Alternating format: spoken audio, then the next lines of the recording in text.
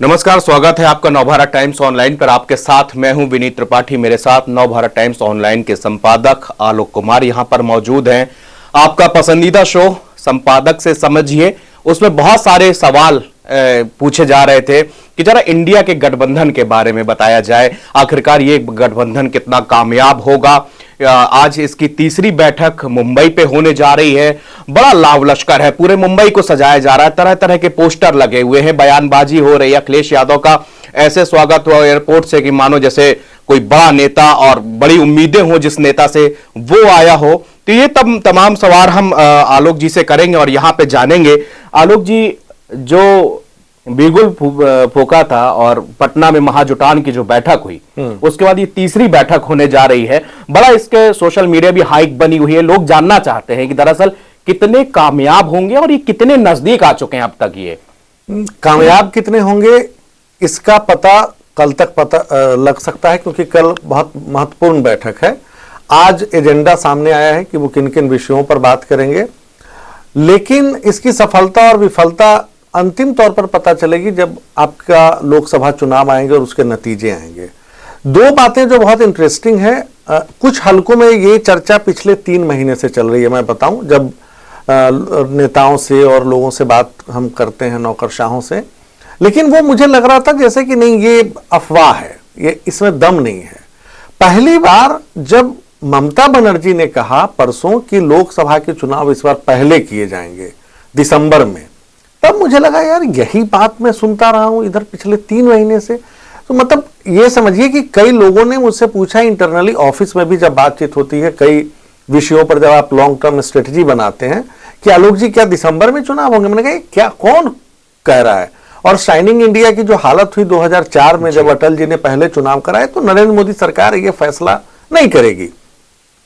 लेकिन नीतीश कुमार भी अब कह रहे हैं कि पहले होगा। अच्छा, उसके बाद उसको कोरिलेट करते कि जब कुछ भी राजनीति में होता है तो उसको उसके कुछ पॉइंट्स होते हैं, डॉट्स होते हैं जो जोड़े जाते हैं। जिस तरीके से मोदी सरकार अभी वेलफेयर स्कीम्स को लेके एग्रेसिव है, जो सिलेंडर 500 में था वो 1100 तक पहुंचा, 200 की सब्सिडी अब फिर से दी गई है, और मध्य प्रदेश और राजस्थान में चुनाव है जी। मुझे लगता है कहीं ना कहीं अगर इंटरनल सर्वे में या किसी और इंटेलिजेंस के जरिए यह पता चल रहा हो भारतीय जनता पार्टी को कि मध्य प्रदेश में दोबारा सरकार में वापसी करना, मैं इसको वापसी तो एक मानूंगा नहीं, क्योंकि वापसी तब होती है जब आप चुनाव जीते। आप चुनाव नहीं जीते, हारे, 1 साल बाद सिंधिया के साथ कुछ लोग आए और आपकी सरकार बनाई। मुकाबला बहुत कांटे का है, ये सब लोग कह रहे हैं। ऐसा नहीं है, ना कांग्रेस के लिए आसान है और ना भारतीय जनता पार्टी के लिए। छत्तीसगढ़ में जो रमन सिंह की छवि थी वही छवि बघेल की है, भूपेश बघेल। राजस्थान में आप कांग्रेस को एक जो बैक बहुत पीछे माना जा रहा था, वो सचिन पायलट और गहलोत के बीच आपसी खींचतान अब वो ठीक होती हुई नजर आ रही है। आलोक जी, उसमें भी सवाल मैं आ रहा हूं, मैं इंडिया पे आ रहा हूं। इसलिए मुझे लगता है कि इंडिया की जो टाइमिंग है उसने, एनडीए तो अब हम 2 महीने से सुन रहे हैं ना, जब से पटना में बैठक जी, एनडीए थी कहां? भाजपा अकेले कांग्रेस मुक्त भारत अभियान में निकली है। अब आप अगर नक्शे पे देख लें तो किस तरीके से भगवा एरिया खिसक चुका है। ये सफलता इसी में है इंडिया की, जो जैसा आपने कहा, ये पहली सफलता है। फिर आप आता है सीट शेयरिंग, और मैं मानता हूं कि सीट शेयरिंग एक टफ डिसीजन है, सभी लोग यही कह रहे हैं कि सीट शेयरिंग में इनकी गाड़ी फंसेगी। लेकिन मैंने आज ही एक लेख भी लिखा है, जो ममता बनर्जी नीतीश कुमार के साथ पहली मीटिंग में यह मान चुकी हो कि मैं कांग्रेस को साधते हुए भाजपा के खिलाफ लड़ूंगी, तो मतलब वो गुंजाइश तो है ना, और गुंजाइश एकदम नहीं होती तो ये बैठक में नहीं होती, ये सारे लोग आते भी नहीं। उस लिहाज से मुझे लगता है कि ये जो मुंबई वाली बैठक है वो बहुत क्लियर एजेंडे के साथ है।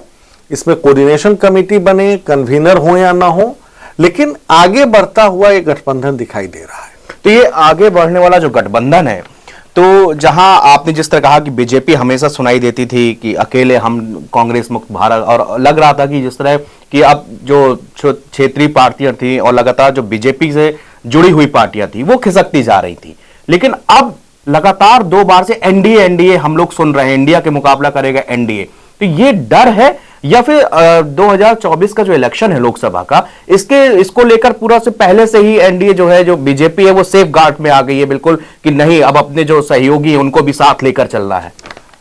नीतीश कुमार, उद्धव ठाकरे, संजय राउत सबने यही कहा। जब 26 के मुकाबले शायद 38 दलों का जुटान एनडीए के नाम पर भारतीय जनता पार्टी ने किया, तस्वीरें खिंचवाई गई। उस एनडीए की बैठक सही में पिछले 4 साल में आप देखें तो कितनी बार हुई? न के बराबर। और एक इंटरेस्टिंग डेटा, उन 38 पार्टियों में 16 पार्टियां तो ऐसी हैं जिसने पिछला लोकसभा चुनाव लड़ा ही नहीं। अच्छा, और उसमें 80% पार्टियां ऐसी हैं जिनको 30 सीटें भी नहीं मिली। अब अगर आप देखिए लोकसभा में जो सीटें हैं नॉमिनेटेड लेके 545, उसमें अगर आप देखें तो सबसे बड़ी संख्या 303 की भारतीय जनता पार्टी के पास है, जो एनडीए का अपने को सबसे बड़ा नेता, बड़ी पार्टी कहती है और हमेशा कहती रही कि हम अपने बूते सरकार बनाएंगे। अचानक अब उनको सहयोगी दलों की जरूरत या याद आने लगी है। उस तरफ आप देखिए तो कांग्रेस भले ठीक है 44, पहले 53 अब, लेकिन उसके नीचे अगर आप देखें डीएमके 20 से ज्यादा, टीएमसी 20 से ज्यादा, तो वहां जो दल हैं गठबंधन में उनकी धरातल पर मौजूदगी दिखाई देती है, ऐसा नहीं है। और मैं ये भी नहीं कहूंगा कि एनडीए के पास ऐसी पार्टियां हैं जिनकी नहीं है। जैसे लोक जनशक्ति पार्टी भले जो ये दूसरा गुट है रामविलास पासवान का बेटा, उनके पास सीट ना हो, पार्टी बंट गई, लेकिन जनाधार है। हां, ये जरूर है कि एनडीए हिंदी हार्टलैंड में कोई एक बड़ा साझीदार अभी लेकर नहीं आ पाई है। मांझी को तोड़ा जरूर है, बट यूपी में अपने बूते हैं, ठीक है, ताकत है। एमपी राजस्थान में तो डायरेक्ट फाइट होता है। ऊपर से मायावती ने जो नीतीश का फॉर्मूला था 1 to 1 का, कि भाई कम से कम ऐसी सीटें चिन्हित करो जहां एक उम्मीदवार बीजेपी का और हमारी तरफ से कोई एक कैंडिडेट हो। यूपी में उस हिसाब से तय कर लेते हैं, पश्चिम बंगाल में उस हिसाब से तय कर लेते हैं। ऐसा होता हुआ आगे बढ़ता हुआ एजेंडा दिखाई दे रहा है। अब वो बहुत टफ है, लेकिन बहुत चैलेंजिंग है, क्योंकि मायावती ने साफ कर दिया कल की 40 सीटें की मांग कर रही हैं। हम तो न इधर जाएंगे न उधर जाएंगे। एक प्रयोगशाला भी बनी अभी, घोसी उपचुनाव, लगा कि घोसी उपचुनाव से ये टेस्ट हो जाएगा। अच्छा, वो टेस्ट अभी भी हो जाएगा, क्यों? क्योंकि मायावती ने उम्मीदवार उतारा नहीं है वहां पर जी। उनका ये कहना है, पार्टी कहती रही कि उपचुनाव में हम नहीं लड़ते, लेकिन वो भी गलत साबित कर चुकी है अपने आप को, जब 2020 में 7 सीटों पर या 8 पर उपचुनाव में वो लड़ी। आजमगढ़ का लोकसभा उपचुनाव हुआ, वो लड़ी।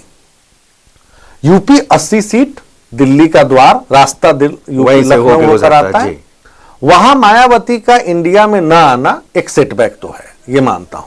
और वो भी सेटबैक तब जब तीसरी बैठक से एक दिन पहले, 24 घंटे पहले। हाँ, जरूर ये विधानसभा के चुनाव जो 2022 पिछले साल हुए, उससे पता चलता है कि मायावती शायद वहां से अब साफ हो रही हैं, और वहां पे भी दो तरफा fight Bharatiya Janata party Samajwadi party के बीच बची है। उस लिहाज से हो सकता है, लेकिन अभी भी दलितों में उनका वोट है।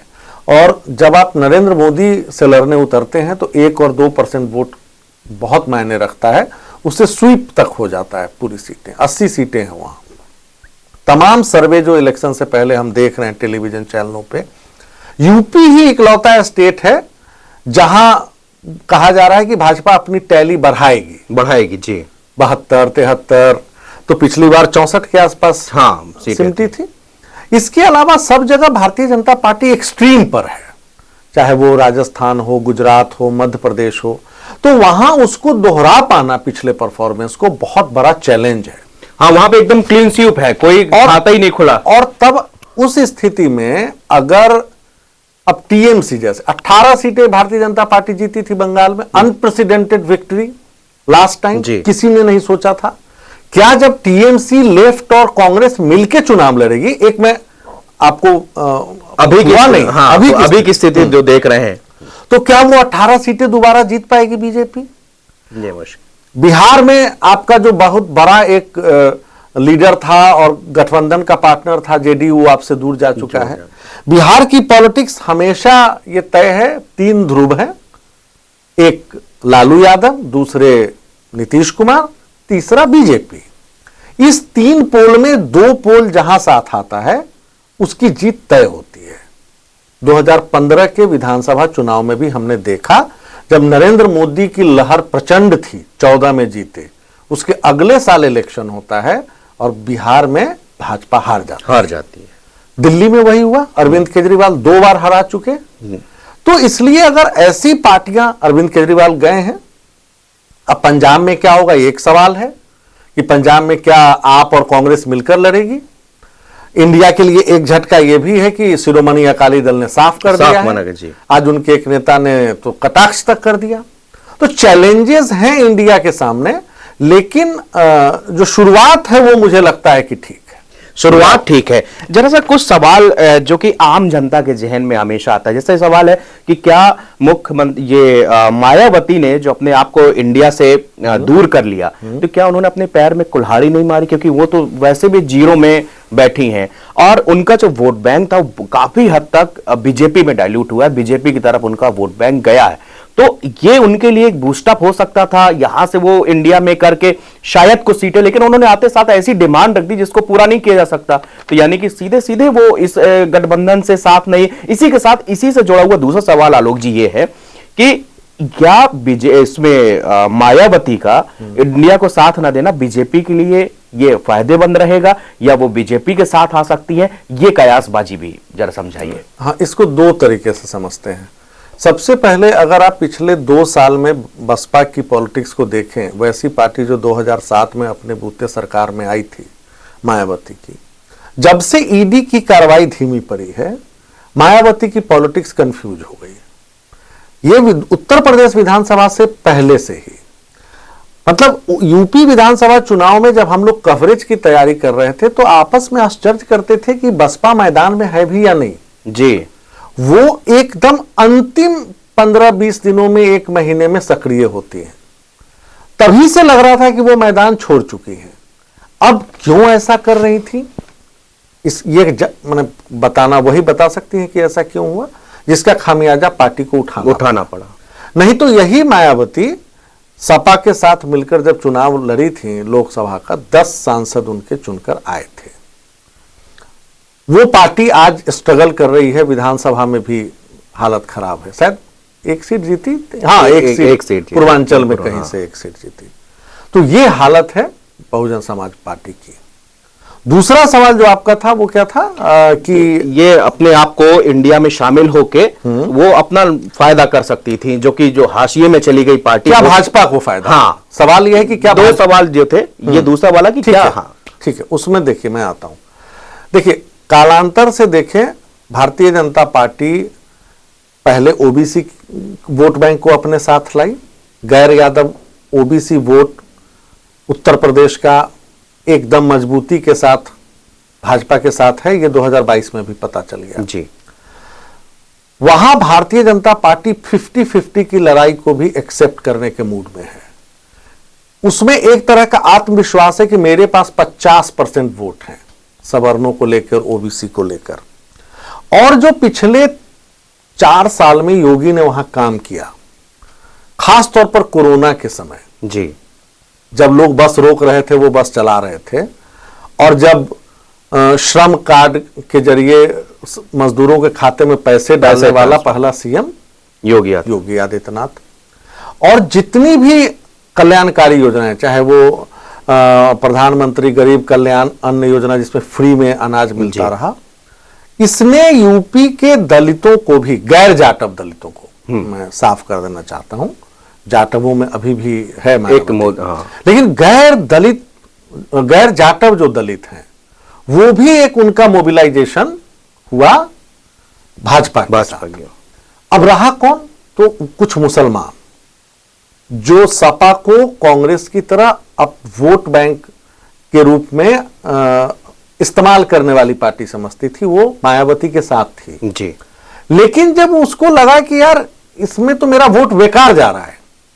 वो पूरा का पूरा कंसोलिडेट हुआ अखिलेश यादव के साथ, जिसका परिणाम हमने देखा। उनको 120 या 112 शायद 100 से ज्यादा सीटें मिली।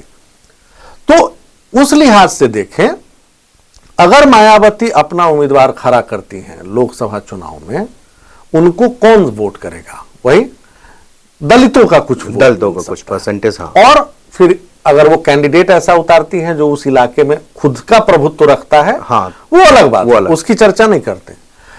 लेकिन जो वो वोट काटेंगी वो मुझे लगता है कि भारतीय जनता पार्टी का ही वोट होगा। उसमें समाजवादी पार्टी का वोट नहीं हो। समाजवादी पार्टी का तो वोटर MY पहले से तय है, और प्लस इसके अलावा जो उनके समीकरण है लोकल, अपने जो कुछ छोटी पार्टियां, हाँ, जो पर्सनल उनके, और वो अभी OBC में रीच बढ़ा रहे हैं। उन्होंने अब कई संयोजक और क्षेत्रीय दलों को नियुक्त किया है, OBC नेताओं को नियुक्त किया है। तो मुझे लगता है कि इससे नुकसान भारतीय जनता पार्टी को होगा, लेकिन ज्यादा नहीं होगा, क्योंकि 2-4%, 5% वोट अगर ले जाती है मायावती, तो हो सकता है कि डायरेक्ट फाइट 2022 विधानसभा की तरह भाजपा और समाजवादी पार्टी पे देखने को मिलेगी। एक और सवाल कि इंडिया का जैसे गठबंधन है, अभी 28 दल मुंबई पे जुटे हुए हैं। ऐसे में एक सवाल आपसे पूछना है कि इंडिया की गठबंधन में राह जो कांटे कौन कौन से हैं?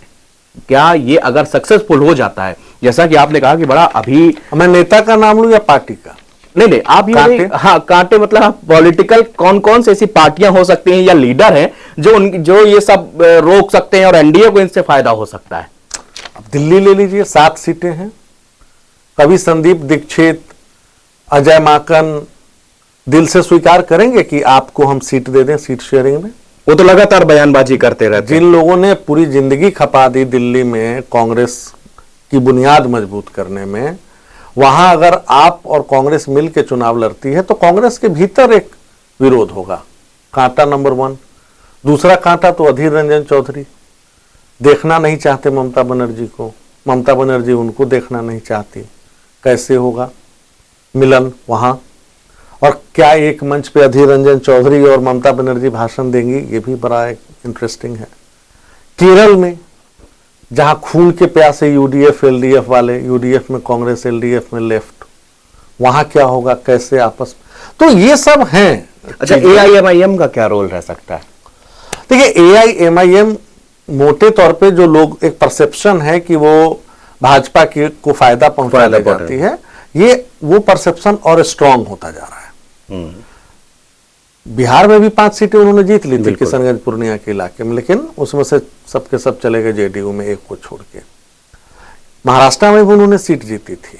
इस बार मुझे लगता है कि जो मुस्लिम वोटर है उसको ये पता चल चुका है कि इसको वोट देने का मतलब है भाजपा की सीटें बढ़ाना। तो वो मुझे लगता है पुराने खेमों में अपनी वो चले जाएंगे। कांटा तो यही है, ये जो इस तरीके से जो नवीन पटनायक नहीं, नवीन पटनायक के बारे में मेरा मानना है, नवीन पटनायक तो आए नहीं इस मीटिंग में। इसमें नहीं है। नवीन पटनायक की पॉलिटिक्स बहुत क्लियर है। उनको उड़ीसा तक सीमित रखना है अपने आप को। नीतीश कुमार की तरह उनकी नजर दिल्ली पर नहीं है। वो भाजपा और कांग्रेस दोनों से जो स्वर्णिम दूरी है वो बनाए रखना चाहते हैं, यही उनके हित में है। इससे फायदा देखिए, सरकार कोई भी हो केंद्र में, उड़ीसा को कभी कोई दिक्कत नहीं होती। आपने ये नहीं देखा होगा दूसरे CM की तरह मेरा फंड रोक लिया, मेरा ये कर दिया, क्योंकि वो इंसान ऐसा है काम करने वाला जो हिस्ट्री क्रिएट कर दिया। जैसे ज्योति बसु के रिकॉर्ड को तोड़ दिया पिछले महीने, सबसे ज्यादा समय तक CM बने रहने वाला, और बेदाग छवि है।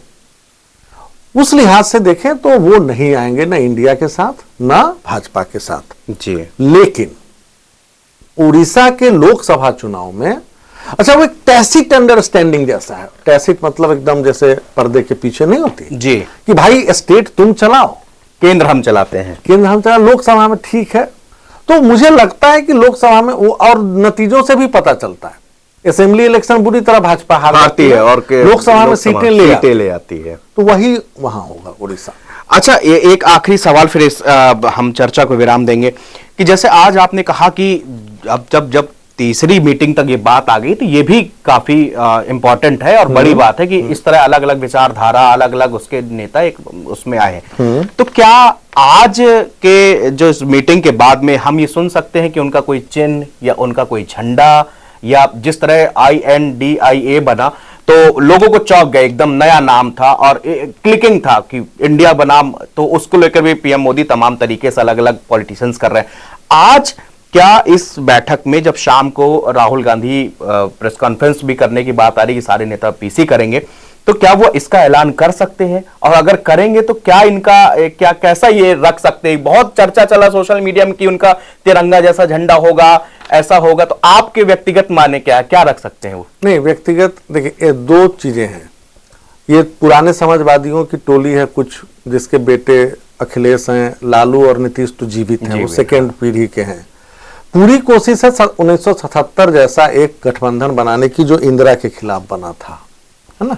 इंदिरा गांधी की इमरजेंसी की वजह से 77 में इलेक्शन हुए, तो ऐसे ही पार्टियां बिखरी हुई थी। वो सब एक साथ है जेपी की अगुवाई में। उसमें भारतीय लोकदल था, स्वतंत्र पार्टी, प्रजा पार्टी, प्रजा समाज पार्टी, इस तरह के अलग अलग, जनता पार्टी, ये लोग। तो उसमें भी यही हुआ था डिस्कशन कि क्या कॉमन सिंबल पे लड़ें। फिर लोगों ने कहा नहीं। अच्छा, उस समय तो संचार क्रांति भी नहीं थी कि लोगों को पता हो कि भाई ये इनका एक सिंबल इन्हीं का है। हुआ क्या कि भाई बिहार में पता चला कि लोकदल वालों को लोग जानते हैं, हरियाणा में लोकदल को जानते हैं, फलाने जगह जनता पार्टी को जानते हैं, गुजरात में जनता पार्टी की सरकार बनी थी, उस समय कांग्रेस हार गई थी। तो तय किया कि नहीं यार, ये गड़बड़ हो जाएगा, हम लड़ते हैं अपने अपने इलाकों में अपने ही सिंबल पे। तो यहां भी मुंबई में नीतीश कुमार जो कोशिश कर रहे हैं कि लोगो एक हो, सिंबल अलग अलग, जो जहां से कैंडिडेट खड़ा हो, जिस पार्टी का है वो उस पार्टी से लड़े। मतलब उनका लोगो जो है वो सेम हो, बाकी पार्टियां जिसकी जो जहां पर है, अगर मान लीजिए समाजवादी, मान लीजिए जैसे मालदा से कांग्रेस को तय हुआ, पश्चिम बंगाल की मालदा सीट से कांग्रेस लड़ेगी इंडिया के, तो वहां छाप पर लड़ेगी, पंजे पे लड़ेगी। अच्छा, ये नहीं कि उसका कोई कॉमन सिंबल, और वो टेक्निकल मामला भी होगा, फिर तो पार्टी का विलय करना पड़ेगा या क्या करना होगा, इसके बारे में कानूनी तौर पे भी अध्ययन करना पड़ेगा। मुझे लगता है 77 वाला ही प्रयास दोहराने की कोशिश हो रही है। कॉमन झंडा, कॉमन आपका एक छाता, उसके नीचे आप सब खड़े हैं जी, अपना मैदान चुन लीजिए, हम इस मैदान पे हम अपने मोहरे उतारेंगे और उस मोहरे को उतारिए। जी, बहुत बहुत धन्यवाद आलोक जी इन तमाम सवालों के जवाब देने के लिए। तो इंडिया गठबंधन पर पूरे देश की नजर है कि किस तरह ये आगे काम करेगा। आज तीसरी बैठक मुंबई पे होने वाली, जिस तरह हमने बताया, बहुत सारे ये सवाल जो आलोक जी से हमने पूछे, इस मामले में लगातार हम चर्चा करते रहेंगे। तब तक हम लोग को अब इजाजत दीजिए, मिलते हैं किसी और खास चर्चा में। नमस्कार। देखते रहिए नवभारत टाइम्स।